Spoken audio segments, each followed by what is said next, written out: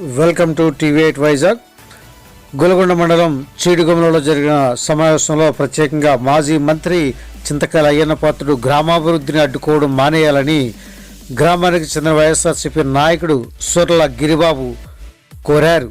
ఈ సందర్భంగా ఆయన ప్రత్యేకంగా మాట్లాడుతూ గ్రామంలో జరుగుతున్న పరిస్థితులను దయచేసి వచ్చి చూడాలని కోరారు. కార్యక్రమంలో Chitikala Bhaskar Naidu, AC chairman Lekkala Satyanarayana, ZPTC అభ్యర్థి గిరిబాబుతో పాటు మహిళా అధ్యక్షురాలు Venkatalakshmi, MRO Venkateswararao, MPDO David, NRGS APO Radhika, DT Anand, VRO తదితరులు పాల్గొన్నారు.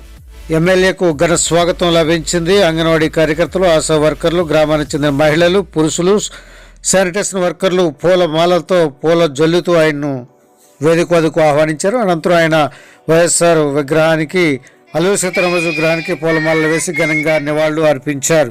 ఈ సందర్భంగా పలువురు మాట్లాడారు. మొదటి విడతగా రాష్ట్రం మొత్తం మీద 88 లక్షల అక్క చెల్లెమ్మలకు రుణమాఫీ చేసిన ఘనత మరి జగనన్న ప్రభుత్వం. మనం అందరం జగనన్నకి రుణపడి ఉన్నామా లేదా? ఉంటారని చెప్పేసి శాశ్వతంగా ఇల్లు ఏర్పాటు చేసుకోవడానికి స్థలం ఇచ్చి, ఆ స్థలంతో పాటు ఇల్లు కూడా కట్టించి ఇవ్వడానికి కోరుకున్న ప్రభుత్వం ఏదైనా ఉందనంటే ఆ జగన్మోహన్ రెడ్డి గారి ప్రభుత్వమే.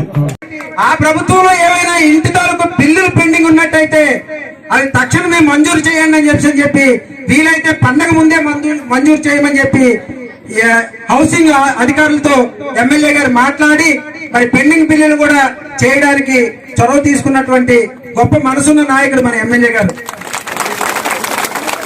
ఈ స్థలంలో రైతు భరోసా కేంద్రం కట్టడం తప్ప అని అడుగుతున్నాను మిమ్మల్ని.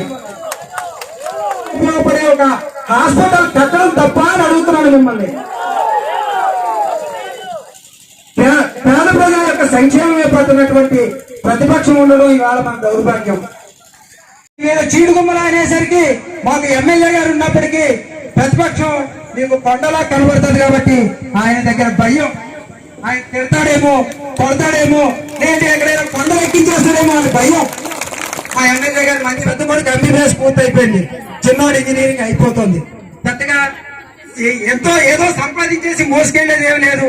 ఉన్నన్నాళ్ళు ఊరికి సేవ చేయాలనే తప్పనితో ఉన్నప్పుడు నేను ఈ సందర్భంగా మిమ్మల్ని అందరినీ కోరేది ఒకటే, రాష్ట్ర మాజీ మంత్రివర్యులు అయ్యన్న పాత్రుడు గారిని సవినయంగానే కోరుతున్నాను.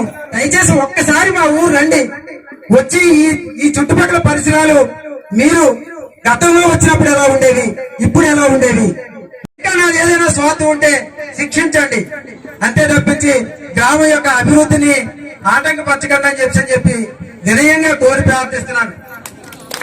అదే క్రమంలో ఎమ్మెల్యే గారిని గ్రామానికి కావలసినటువంటి ప్రధానమైనటువంటి సమస్యలు, మాకు శ్మశాన వాటిక లేదు.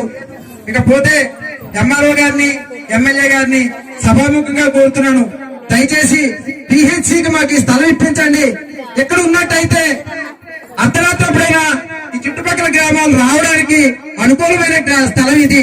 ఈ రోడ్డు మార్చిన ఏదైతే ఉందో అది విడిచిపెట్టి మాకు రైతు భరోసా కేంద్రం, హాస్పిటల్ అయ్యేలాగా మీరు మీ సహాయ సహకారాలు అందించాలని చెప్పి కోరి ప్రార్థిస్తున్నాను.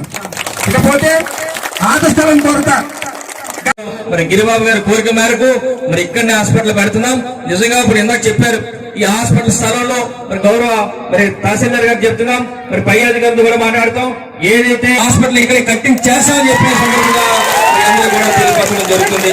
మరి ఇదే కాదు, రేపు రాబోయే రోజుల్లో మీ అందరు తాలూకాటు పడద్దు, మేము వైఎస్ఆర్ పార్టీకి ఓటేయలేదు, మాకు ఇస్తారా లేదా నేను డౌట్ పడకండి. పిల్లలకి సంక్షేమ పథకాలు అందిస్తామని చెప్పిన సందర్భంగా తెలియపరుస్తూ మరి ఎంత పెద్ద ఎత్తున టైం 3 అవుతుంది, 3 అయినప్పుడు కూడా పెద్ద ఎత్తున ఇంత ఓపికగా ఉన్న మహిళలందరూ కూడా మరొకసారి చేతులతో నమస్కారం తెలుపుకుంటూ సెలవు చేసుకుంటూ నమస్కారం తెలుపుకున్నాం. జగన్ గారు నమస్కారం.